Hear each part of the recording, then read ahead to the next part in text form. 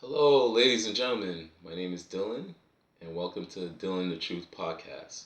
If you guys are new to this channel, subscribe to it and also hit that like button. Deeply appreciate it. Well, I have to talk about my Los Angeles Lakers. Yes, they're a very sorry team right now. They have a 0 and 4 record currently in the NBA. And there's a lot that factors into why they have that record as we speak. First, we all know the glaring issue that Lakers have right now is the lack of shooters. And it's evident because I would say 3 out of the 4 games that they lost, they could have won those games. I'm talking about the games against Clippers. Who was the other one? Portland and Denver Nuggets. All those games were winnable games. But in the crunch time, they could not make the threes. And you want to know how bad of a shooting team the Lakers are. I'll actually read out some of the percentage from some of the players, which is embarrassing. So we'll start off with LeBron James. LeBron James, percentage-wise, is shooting 26% from the three. Anthony Davis is shooting 20% from the three. Lonnie Walker, the fourth, is shooting 17% from the three. Russell Westbrook, 8%. Patrick Beverley, 21%. Austin Reeves, 28%. Kendrick Nunn, 23%. As a team, they're shooting 21% from the three. This is god awful. This is the reason why they're in the state that they are right now. Because they don't have any shooters. They really in need of shooters right now. Now, I'm not going to hit the panic button as far as like, oh my God, like that's the end for the Lakers because it's still early in the season. They could still turn it around. But from what I'm seeing right now, it's not looking good. Like, I feel like their defense is pretty good. I think they're right now, I think they're in the top 5 or top 10 in defense rated. So their defense is what's keeping them in the game and it's giving them a chance to win the game. But because of the lack of shooting, that's why they can't close these games. Because if you notice with LeBron James and all his championship teams that he's been on, you look at Miami, they surrounded him with shooters. They had Chalmers, they had Ray Allen, they had Shane Battier, they had Mike Miller. They had shooters around him, so LeBron could actually operate, get to the basket, what he does best. Because now the defense has to be honest now. They can't really cheat because they can't really double team him or he'll find an open shooter. So once, they keep the defense honest, that's where LeBron could flourish because now he could operate. He will have more freedom to get to the basket. Same with when he went back to Cleveland. He had Kyrie Irving, he had Kevin Love, he had J.R. Smith, he had I think he had Shepard and a few other guys that could shoot. He had shooters on the team, and they're both those teams were great defensive teams. When he went to the Lakers, obviously he had shooting with Kentavious Caldwell-Pope. You had Danny Green. You had Morris. AD was actually shooting better back then. I don't know what happened to his percentage now. And, they had a really solid team, and they were a great defensive team as well. So you see all the common denominators with those teams. They had shooting, and plus they had great defense. The Lakers this season has great defense, but their shooting is god awful. They can't hit a basket to save their life. So now, the last game that they played against Denver, they lost 110-99. A lot of these casual fans that keep blaming Westbrook for majority of these problems. I wouldn't blame him for everything. Like, he has a hand in it, but I wouldn't say it's all his fault. Like, if you look at how this team is constructed, it's poorly constructed because they don't have any shooters. LeBron James is at his best when he has shooters around him. So if I'm Rob Pelinka, he's gonna have to give up those 2 draft picks. He has no choice but to do it because I don't know what he's holding on to. He had his opportunity to trade Westbrook for Miles Turner and Buddy Hield and include those 2 draft picks. It's a better fit for both parties because now Westbrook could, I guess could play like himself. Like, he doesn't feel like there's pressure on him. And with the Lakers, you basically have everything that you're looking for as far as like shooting with Buddy Hield, and then you have Miles Turner, who's basically like a souped up version of Rudy Gobert, where he could actually shoot the perimeter from the three. He plays excellent defense. He's known for being a shot blocker, but he could also, guard the perimeter players. So that's a great asset for the Lakers to have. But until Rob Pelinka makes a move, then the Lakers are gonna be a mess, and they need to address this issue like fast. I heard Jeanie Buss, who's the owner of the Lakers, talking about that she will wait until Thanksgiving in the States. That would be like the end of November. So we don't know what their record is going to be if you're going to wait that long to see how the team is going to gel, because who's to say? Like, they're going to be probably in a bad state by the time Thanksgiving hits, because we don't know what their records might be. Right now they're 0-4. These upcoming games, who knows? They could be 0-7. But I don't believe, they're going to continue losing like this. They're going to break out of it. But it's just they need to address that issue, which is shooting. That's the only issue I see with the Lakers.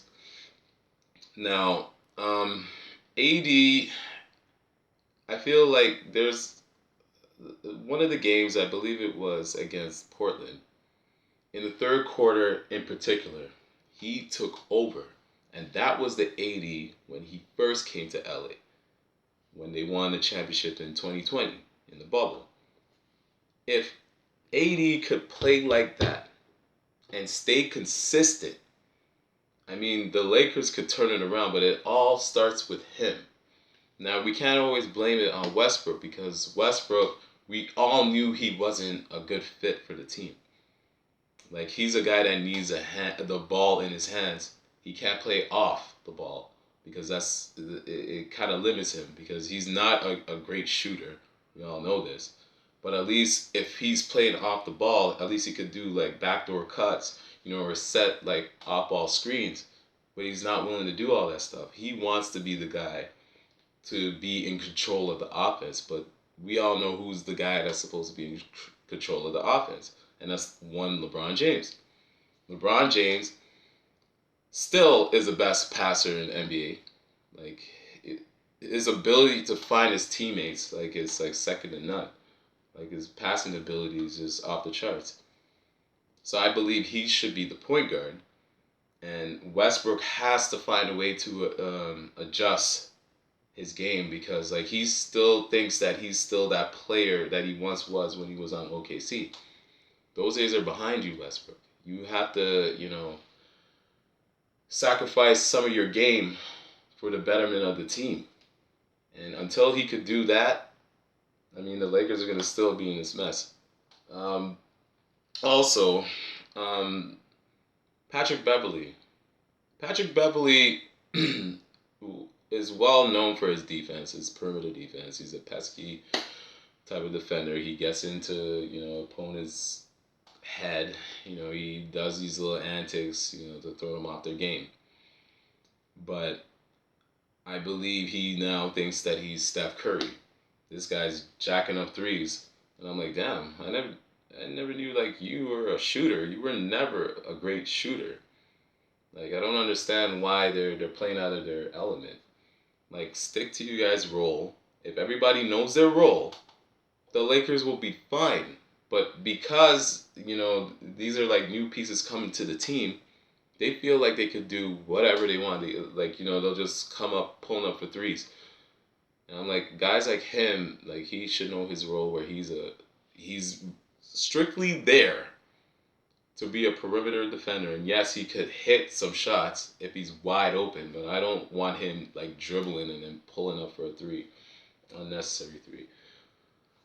So yeah, I'm still optimistic about the Lakers. I'm not giving up on them yet, but as far as how they look right now, um, they have to make some serious adjustments, and that shooting has to get better. That's just all there is to it. And I know, like, everybody's just watching this season for the Lakers because of LeBron. He's gonna hit a milestone.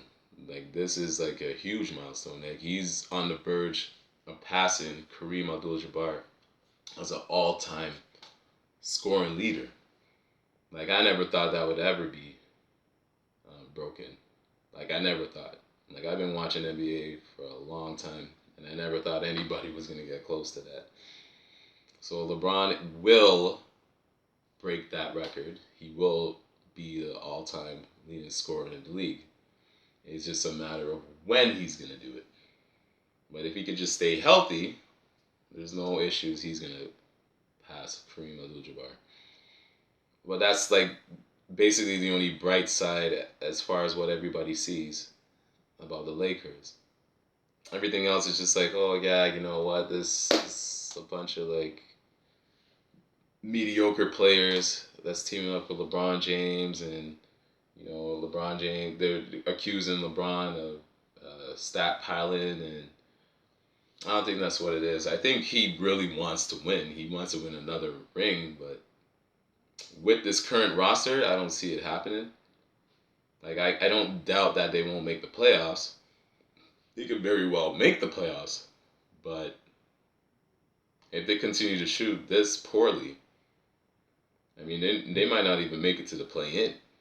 Forget the playoffs. They're not even going to make it to the play-in. So let's not, look that far ahead. They still got some time to turn it around. I still believe they can. But I'm not going to lie to you. Like, I'm a Lakers fan, and I don't like what's going on. I really don't like it. Like, it's really frustrating to watch. Because I'm like, damn, man. Like, Kobe would be rolling in his grave watching how bad they're playing. Like, it's I don't know, man. Like, it's bad. And Laker Nation, just keep cool. Like, everything's gonna be all right. Just strap your seatbelt on. It's gonna be a rough ride. It's gonna be a rough ride at the beginning, but we'll figure it out, and everything will be all right, guys. I promise you that. Because I'm pretty sure that LeBron's not gonna stand for this. I'm pretty sure he's gonna talk to Jeanie Buss or Rob Pelinka, and they're gonna probably make some moves. We don't know when these moves are gonna happen. It could be maybe before Thanksgiving, or it could be a little after Thanksgiving, depending on where they are in the standings in the West. Now, if they're really like in bad shape, as far as like, let's just say they're what, like 3 and I don't know, maybe 10 or 11, then they're gonna have to make a move by then, because you don't want to be that far behind in the Western Conference, because the Western Conference is stacked. Like, it's no joke out there. Like, you got Golden State, the reigning champions. You got Phoenix Suns, Grizzlies. You got Dallas Mavericks. You got Clippers. You got Utah. You got Minnesota. You got all these teams in the West that you got to be worried about. Because as of right now, obviously the Lakers are dead last in the West. They're 15th in the West. And I don't see them staying there for too long. They will move up, but they got to get it together.